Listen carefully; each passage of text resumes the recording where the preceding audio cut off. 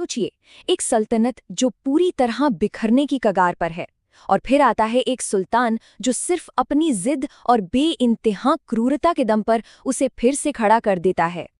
तो सवाल ये है कि एक नाकाम होते हुए राज्य को भला कैसे बचाया जाए। खैर, एक सुल्तान के पास इसका बहुत ही सीधा और क्रूर जवाब था। इतना खौफ पैदा कर दो कि कोई सिर उठाने की हिम्मत ही ना कर सकी। तो चलिए, बलबन की इस कहानी को 5 हिस्सों में समझते हैं। पहले देखेंगे कि सल्तनत में कैसी अराजकता फैली हुई थी। फिर जानेंगे कि उसने खुद को ईश्वर की छाया कैसे बनाया। इसके बाद देखेंगे उसकी वो मशहूर लौ और रक्त की नीति असल में काम कैसे करती थी। और हाँ, इस सत्ता की उसने क्या कीमत चुकाई। और आखिर में ये भी देखेंगे कि डर पर बनाया गया ये साम्राज्य कैसे ताश के पत्तों की तरह ढह गया। तो चलिए पहले हिस्से से शुरू करते हैं, अराजकता का साम्राज्य। देखिए, असल में दिक्कत ये थी कि बलबन के आने से पहले दिल्ली सल्तनत सिर्फ नाम की ही सल्तनत रह गई थी। सुल्तान का हुक्म कोई नहीं मानता था और पूरा राज्य बस अव्यवस्था में डूबा हुआ था। असली ताकत सुल्तान के हाथ में थी ही नहीं, बल्कि वो थी चालीसा के पास। यह तुर्कान चहलगानी के नाम से जाने जाने वाले 40 तुर्क सरदारों का एक गुट था। यही लोग थे जो पर्दे के पीछे से पूरी सल्तनत चला रहे थे और सुल्तान को बस एक कठपुतली बनाकर रखा हुआ था। तो अब सवाल उठता है कि बलबन ने इसका समाधान क्या निकाला। उसने सत्ता को अपने हाथ में लेने के लिए जो पहला कदम उठाया, वो बहुत ही चालाकी भरा था। उसे अपनी हैसियत को एक मामूली सरदार से कहीं ऊपर कुछ दैवीय बनाना था। और यहीं से उसने राजत्व का दैवीय सिद्धांत पेश किया। उसने खुद को जिल्ले इलाही का खिताब दिया, जिसका मतलब होता है धरती पर ईश्वर की छाया। वो पहला भारतीय मुस्लिम शासक था जिसने ऐसा दावा किया। संदेश एकदम साफ था, सुल्तान किसी सरदार के प्रति जवाबदेह नहीं है, वो सिर्फ और सिर्फ खुदा के प्रति जवाबदेह हैं। अब इस दैवीय अधिकार को सच जैसा दिखाने के लिए उसने ईरानी दरबार के बहुत ही कठोर नियम लागू कर दिए, जैसे सिजदा यानी सुल्तान के सामने घुटनों के बल बैठकर सिर झुकाना, और पायबोस यानी सुल्तान के कदम चूमना। इतना ही नहीं, दरबार में शराब, संगीत और यहाँ तक कि हंसी मजाक पर भी पूरी तरह पाबंदी लगा दी गई। मकसद था डर और सम्मान का एक ऐसा माहौल बनाना कि किसी की हिम्मत ही ना हो आंख उठाने की। तो चलिए, विचारधारा तो सेट हो गई, अब बारी थी एक्शन की। अब देखते हैं कि बलबन ने अपनी लौ और रक्त की नीति को जमीन पर उतारा कैसे, और कैसे उसने हर विरोध को बेरहमी से कुचल दिया। बलबन का सबसे पहला निशाना कौन बना? वही चालीसा के सरदार, जो कभी उसके अपने हुआ करते थे। साफ था कि सत्ता के इस खेल में वफादारी की कोई जगह नहीं थी। उनकी ताकत को जड़ से मिटाने के लिए बलबन ने ऐसी क्रूरता दिखाई जिसकी मिसाल मिलना भी मुश्किल है। उसका न्याय बिना किसी दया के था।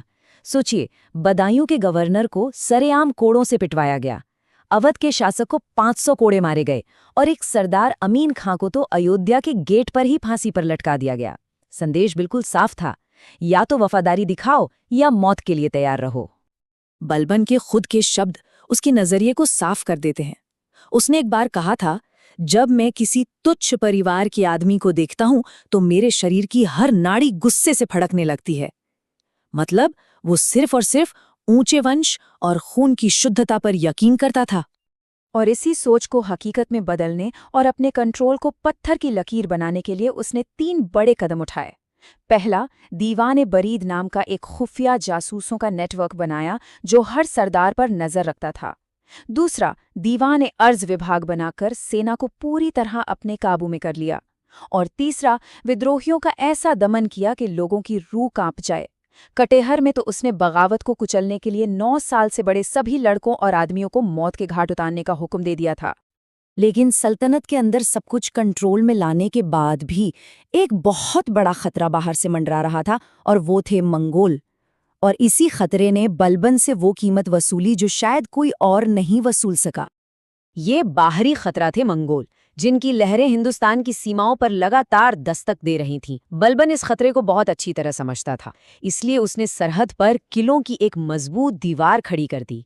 लेकिन किस्मत का खेल देखिए, यही मंगोल उसकी सल्तनत को तो नहीं, पर हाँ, खुद सुल्तान को जरूर तोड़ने वाले थे। ये उसकी जिंदगी की सबसे बड़ी ट्रेजेडी का कारण बने। साल था 1286, जब उसका सबसे प्यारा बेटा और वारिस शहजादा मोहम्मद मंगोलों से लड़ते हुए मारा गया। और बस यही वो पल था जब वो लोहे जैसा सुल्तान अंदर से टूट गया। कहते हैं कि वो अकेले में अपने बेटे के लिए फूट फूट कर रोता था, लेकिन दरबार में वो एक पत्थर की मूरत बना रहता था, शांत और गंभीर, जैसे कोई महान एक्टर अपना किरदार निभा रहा हो। वाकई ताज का बोझ बहुत भारी था। और अब कहानी के आखिरी हिस्से पर आते हैं, एक वंश का पतन।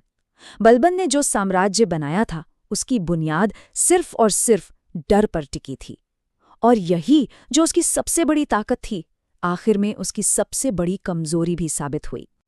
जैसे ही बलबन की मौत हुई, उसकी बनाई उत्तराधिकार की सारी योजनाएं फेल हो गईं। उसने एक ऐसा सिस्टम बनाया था जो सिर्फ उसी के दम पर चल सकता था। उसके जाते ही उसके चुने हुए वारिस को साइडलाइन कर दिया गया और उसकी जगह एक नाकाबिल पोते कैकुबाद को सुल्तान बना दिया गया। और इसके बाद तो सल्तनत का पतन बहुत तेजी से हुआ। देखिए, 1287 में बलबन की मौत हुई, उसी साल कैकुबाद सुल्तान बन गया। 1290 आते आते उसे लकवा मार गया, उसकी हत्या कर दी गई, और उसी साल जलालुद्दीन खिलजी की क्रांति ने गुलाम वंश के ताबूत में आखिरी कील ठोक दी।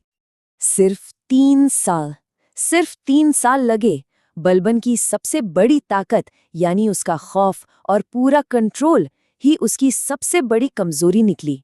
उसने एक ऐसा सिस्टम बनाया जो पूरी तरह से बस एक ही आदमी पर निर्भर था, और जैसे ही वो आदमी गया, पूरा साम्राज्य ताश के पत्तों की तरह बिखर गया। तो आखिर में सवाल यही रह जाता है कि बलबन कौन था, एक राक्षस या फिर एक मरते हुए साम्राज्य के लिए जरूरी कड़वी दवा?